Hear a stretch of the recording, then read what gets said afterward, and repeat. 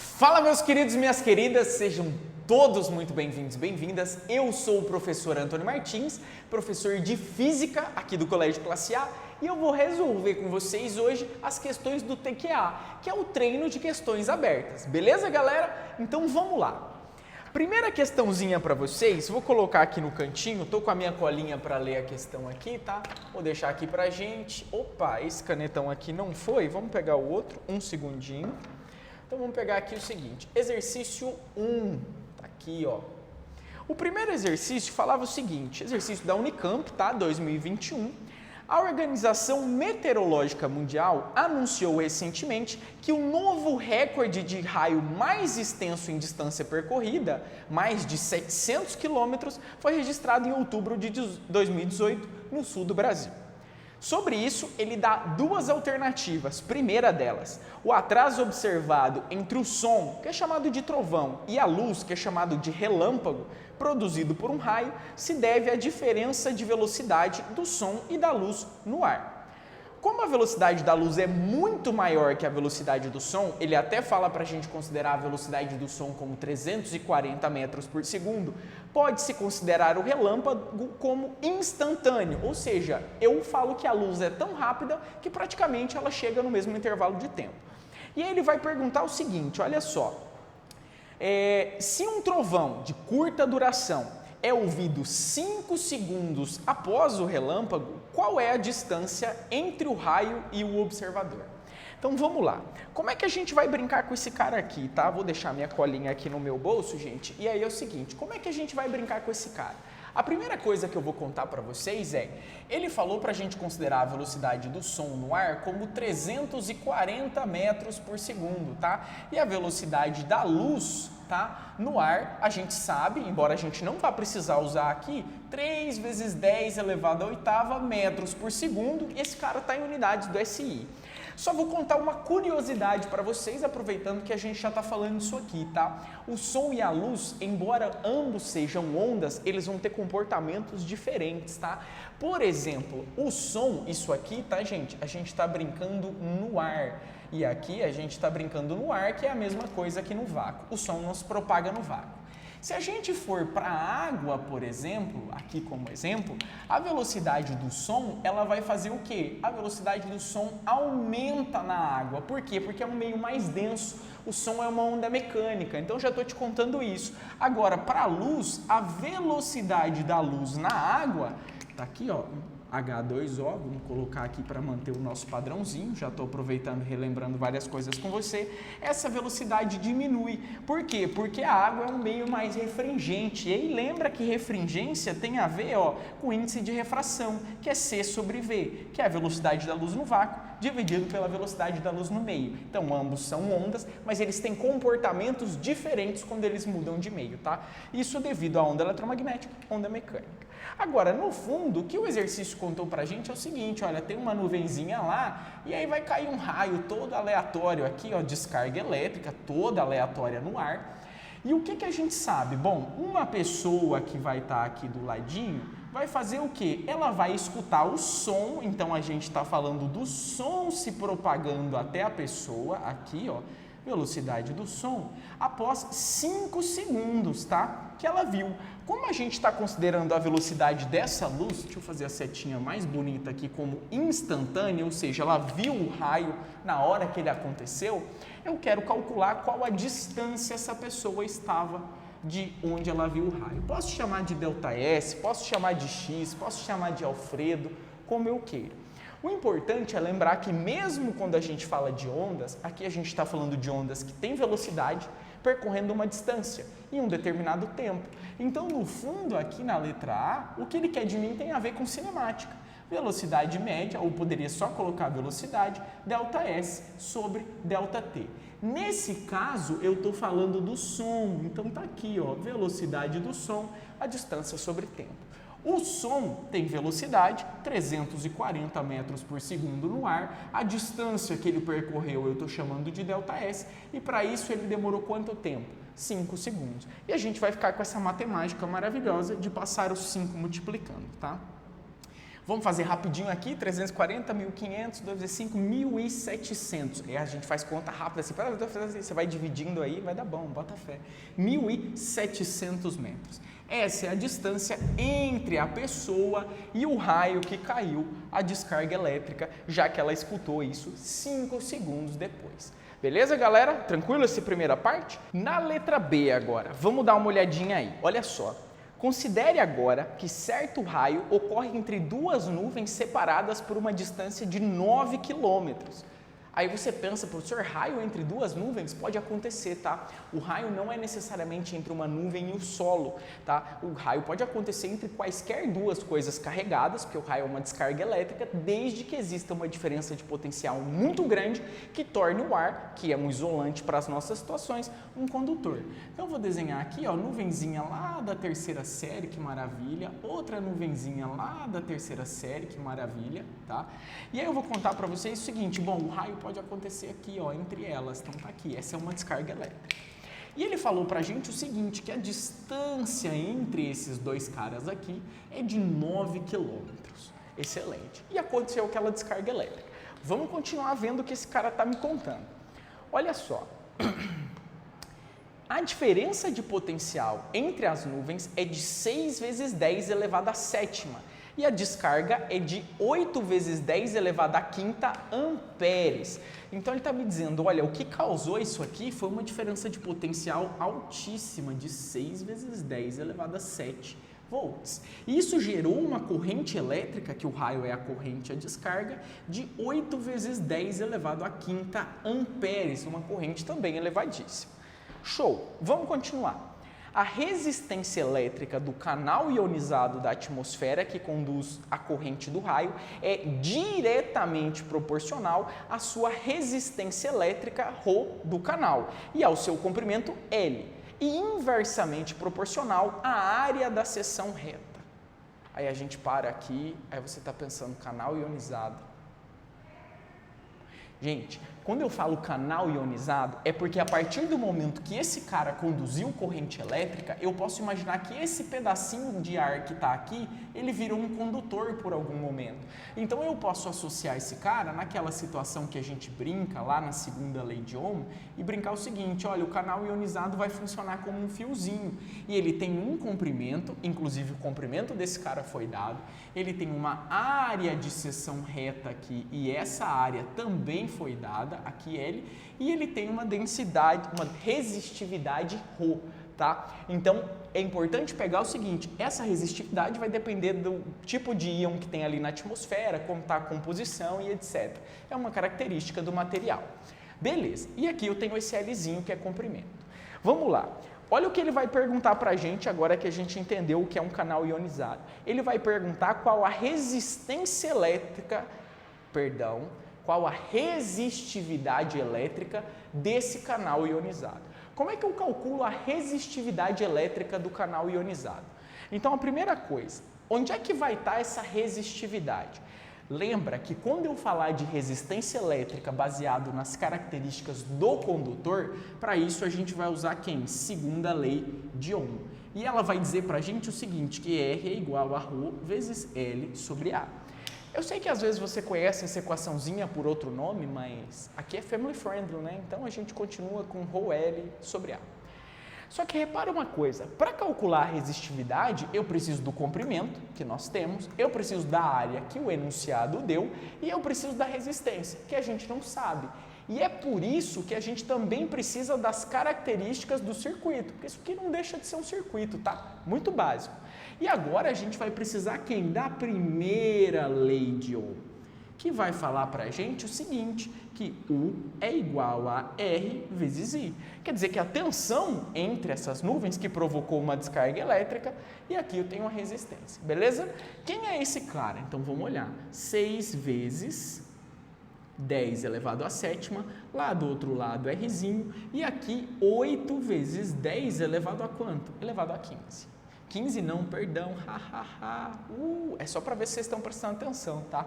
É 5. Fechou. Peguei esse cara, vou isolar o R, então aqui ó, 6 vezes 10 elevado à sétima, dividido por 8 vezes 10 elevado a 5.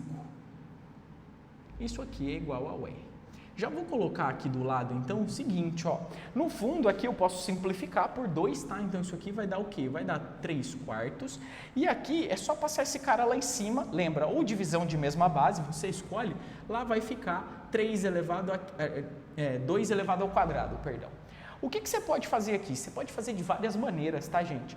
Por exemplo, se você quiser fazer, você pode fazer 100 dividido por 4 e depois multiplicar esse cara por 3, o que é mais fácil, inclusive, tá? Porque 10 ao quadrado é 100. 100 dividido por 4 vai dar quanto? 25 vezes 3? Você pode escrever essa resistência como sendo 75 ohms. Então, esse é o valor da resistência de quem? Do que ele chamou de canal ionizado da atmosfera. E agora a gente consegue determinar a resistividade para esse cara. Por quê? Usando a segunda lei de Ohm com o valor que eu descobri, 75, o que eu quero é a resistividade. Quem é o comprimento do canal? 9 quilômetros. Só lembra, gente, de brincar com tudo em unidade do SI. Então aqui eu tenho amperes, aqui eu tenho volts, aqui eu tenho ohms. Está todo mundo em unidade do SI. Então, ao invés de 9 quilômetros, isso aqui são 9.000 metros, dividido por... E aí tem um outro probleminha. Quando ele me deu essa área, vou até colocar aqui no cantinho para a gente, ele falou que essa área vale 3 centímetros quadrados. E esse cara também não está em unidades do SI. Lembra? E se você precisar converter, o que é que você vai fazer? Desenha um quadradinho aqui, você pode fazer essa proporção lá na hora. Aqui eu tenho 1 metro de lado, aqui eu tenho 1 metro de lado. Quer dizer que esta areazinha aqui dentro vale quanto? Vale 1 metro quadrado. Professor, tá, mas e aí, como é que eu converto? Agora, ao invés de escrever metro quadrado, escreve aquele lado em centímetros, 100. Esse lado aqui em centímetros também vale quanto? 100. E aí você vai ter a mesma areazinha escrita em centímetros, que vai ser 100 vezes 100, 10 à quarta. Você pode fazer uma regra de 3 com isso, ou você pode lembrar que de centímetro quadrado para metro quadrado, 10 à quarta passa dividindo, que é a mesma coisa, então, que multiplicar por 10 na menos 4. E aí você vai escolher como brincar com esse cara. Fechou? Tranquilinho até aqui? Excelente. Primeira coisa que eu vou fazer, eu vou simplificar esse 3 com esse 9, aqui vai ficar 3. Só que agora eu vou isolar esse ρ aqui, então esse 10 à quarta vai passar multiplicando lá o 3.000 dividindo. Então aqui, ó, 75 vezes 10 à quarta não, a menos 4, dividido por, ao invés de 3.000, eu posso escrever 3 vezes 10 ao cubo. E isso aqui vai me dar o valor da resistividade. Dá uma olhada que eu posso fazer esse cara aqui. 75 dividido por 3 vai ficar 25. E aqui, se você olhar, esse cubo vai passar lá em cima, vai ficar o quê? Menos 3 com menos 4, menos 7. Então, eu vou escrever já esse cara como 25 vezes 10 a menos 7. Ou, para você adaptar e trabalhar na notação científica, você vai escrever essa resistividade como 2,5 vezes 10 a menos 6. Como a gente usou tudo aqui em unidades do Sistema Internacional, esse cara aqui estará em ohm por metro. Beleza, gente? Então, esse foi o exercício 1 do TQA de vocês. Bora para o exercício 2. Vem comigo. Bora, galera! Vamos fazer, então, o exercício 2 do TQA de vocês, tá? O exercício 2 é um exercício que caiu na UFPR em 2020. Olha só.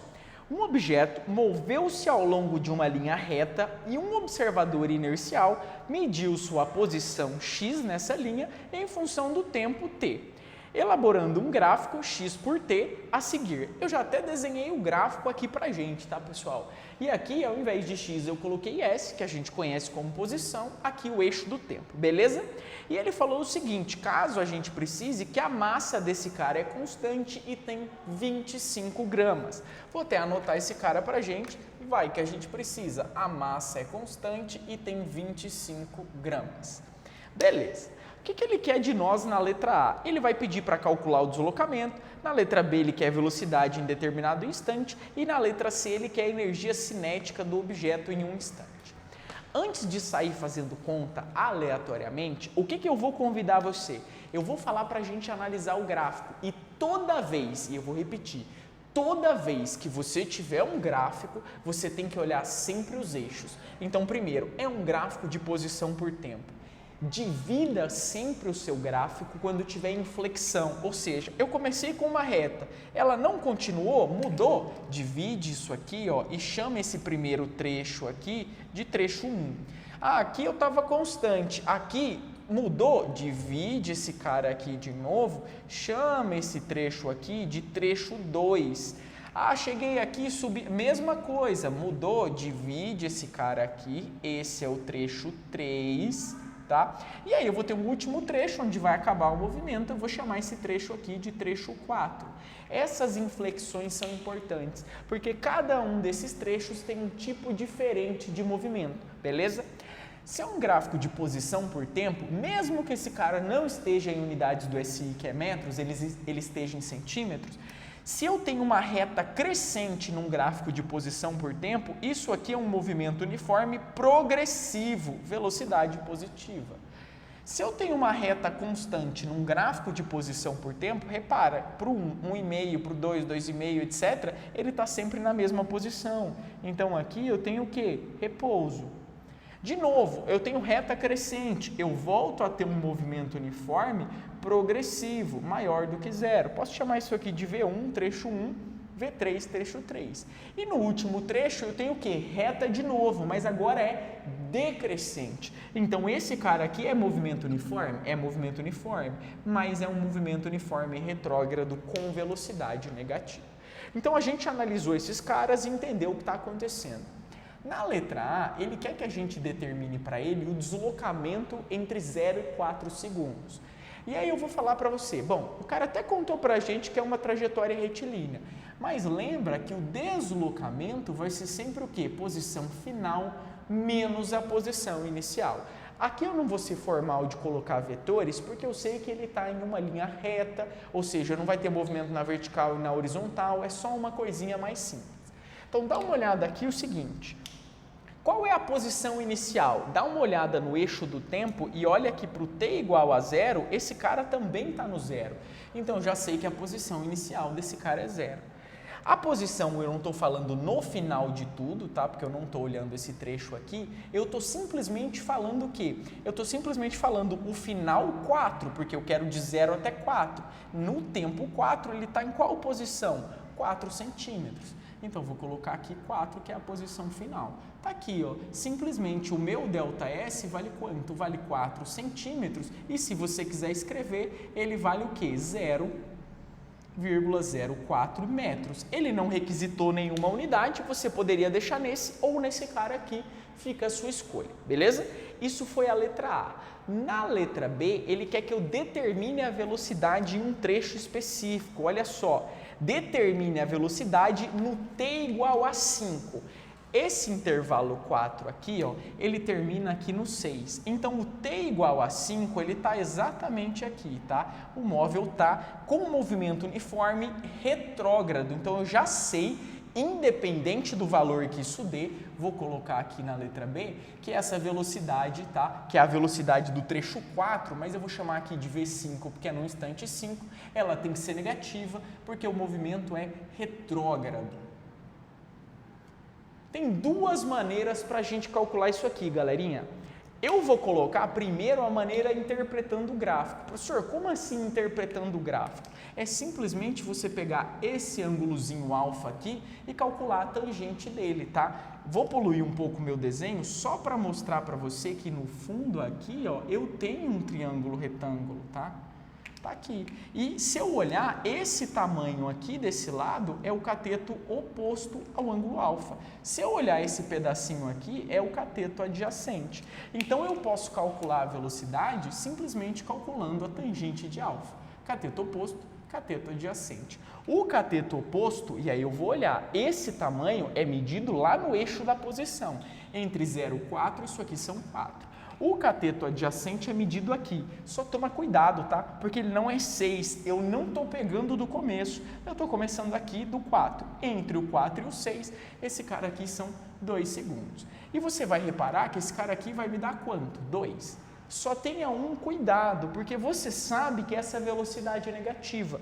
Então eu vou deixar claro aqui para você o seguinte, que a velocidade no trecho 5 é menos o valor da tangente de alfa.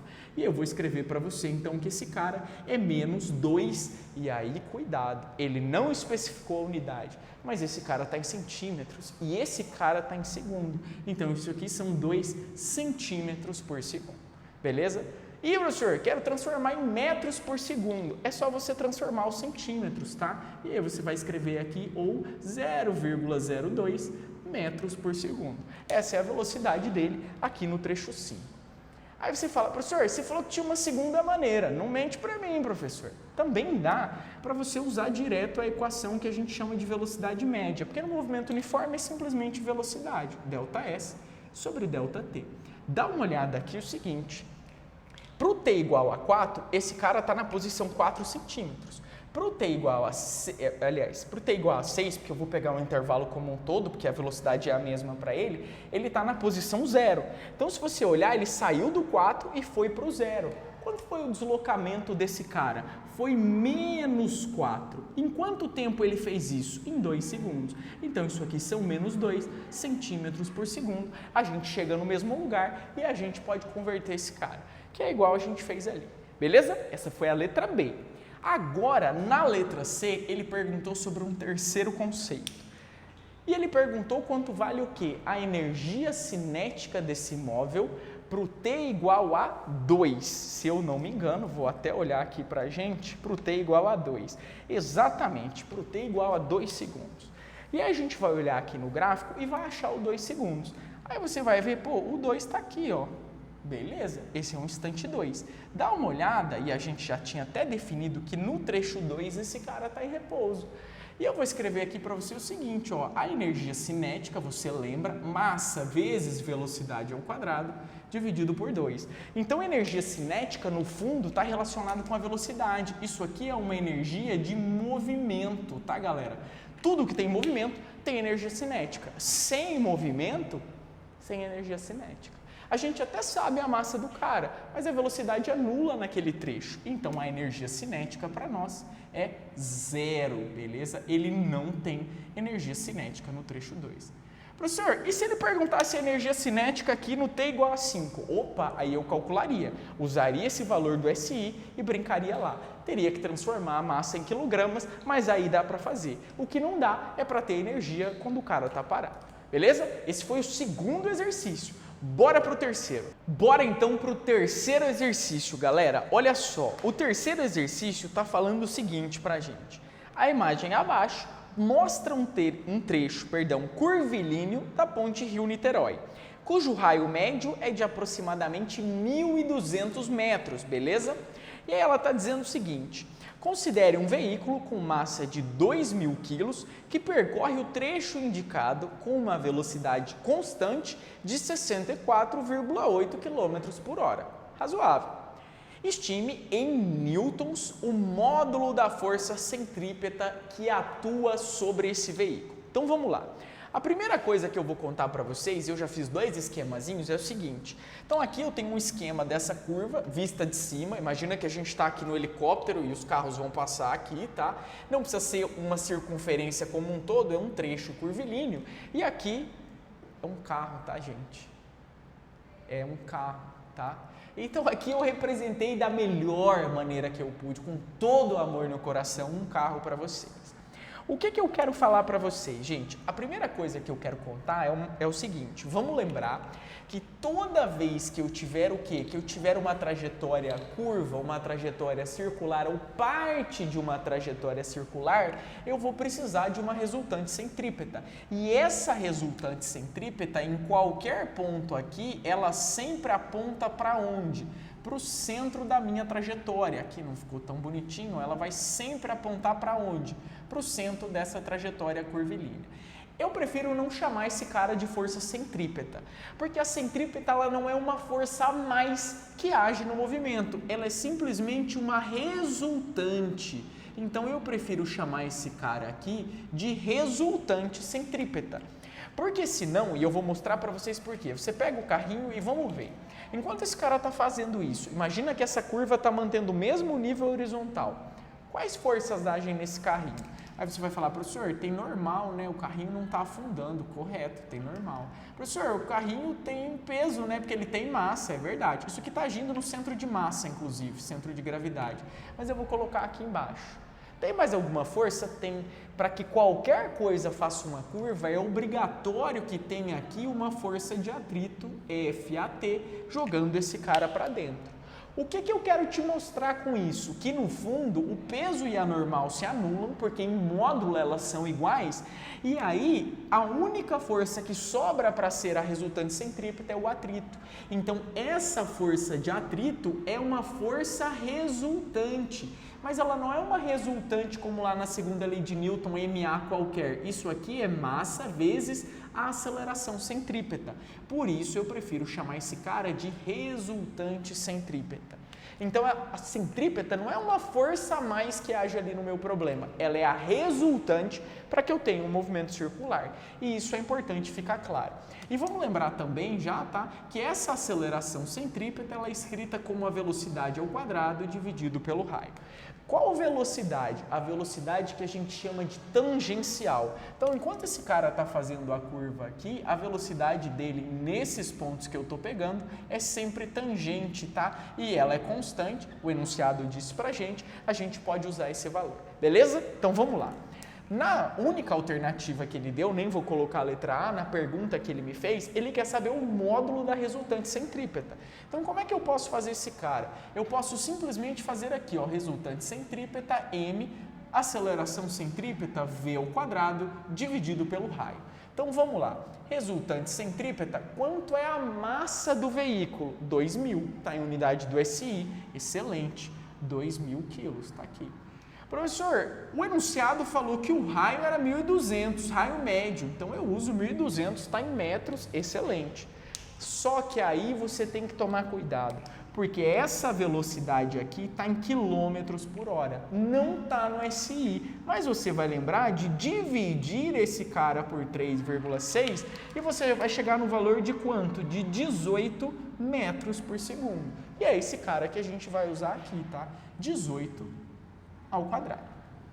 Agora é matemática, galera, porque eu já vou pegar 2 zeros aqui, vou pegar 2 zeros lá e eu vou simplificar tudo que eu puder nessa situação, tá?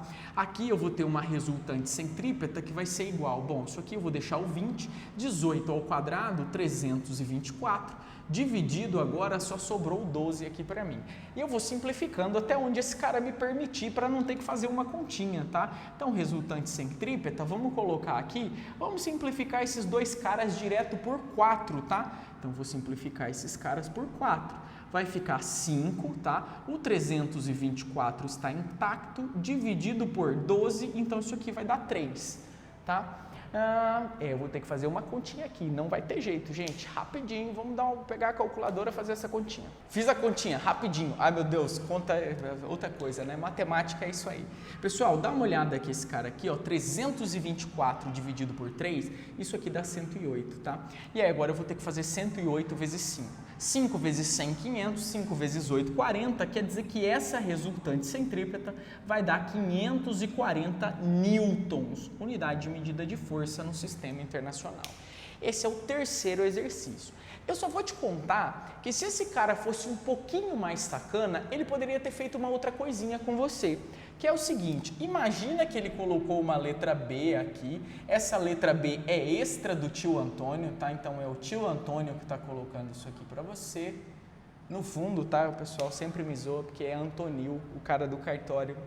Não pôs acento, que pena, né?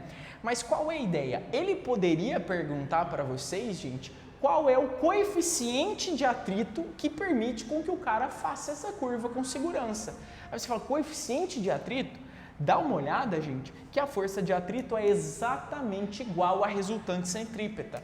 Então eu posso fazer aqui o seguinte, ó, resultante centrípeta igual à força de atrito. Quem é a resultante centrípeta? A gente já tem 540. Quem é a força de atrito? E aqui, quando eu estou falando do atrito que lateral, aqui eu não estou falando necessariamente do atrito que o pneu, tá? O pneu empurra o chão para trás para o chão empurrar o pneu para frente, eu estou falando de atrito lateral. Porque se o cara está fazendo a curva, eu não quero que ele saia para lá e nem saia para cá. Então, o atrito lateral que eu quero é o atrito estático máximo. Então, isso aqui é μ vezes a normal, tá? 540, tá? O μ é o que ele pode me perguntar, só lembrando que é um atrito estático. E quem é a normal? Para esse cara aqui, se isso aqui não está inclinado, a normal é igual ao peso, que é massa vezes gravidade. Então, eu posso colocar aqui, por exemplo, 2.000 vezes a gravidade, que é 10. Cortei um zero, cortei um zero. Quem é esse coeficiente de atrito nessa situação? 54 dividido por 2.000. Eu posso brincar com a matemática e fazer só, ó, vou até mostrar para vocês, 54 dividido por 2, e aqui eu deixo 10 ao cubo. E a hora que eu fizer 54 dividido por 2, isso aqui vai dar 27. Então, quem é esse coeficiente de atrito? 27, esse cara passou lá em cima, vezes 10 a menos 3. Ou você pode escrever que o coeficiente de atrito é 2,7 vezes 10 a menos 2. O coeficiente de atrito é um adimensional, mas ele pode me perguntar esse cara. Por quê? É impossível você fazer qualquer curva sem atrito, beleza? Então a gente fez aqui o que ele pediu, te mostrei um extra e principal, não esqueça mais disso. Te mostrei que a centrípeta não é uma força avulsa, ela é uma resultante. Beleza, galera? Eu sou o professor Antônio Martins, muito obrigado pela atenção de vocês nesse tempo, espero que eu tenha ajudado a todos e até uma próxima. Valeu!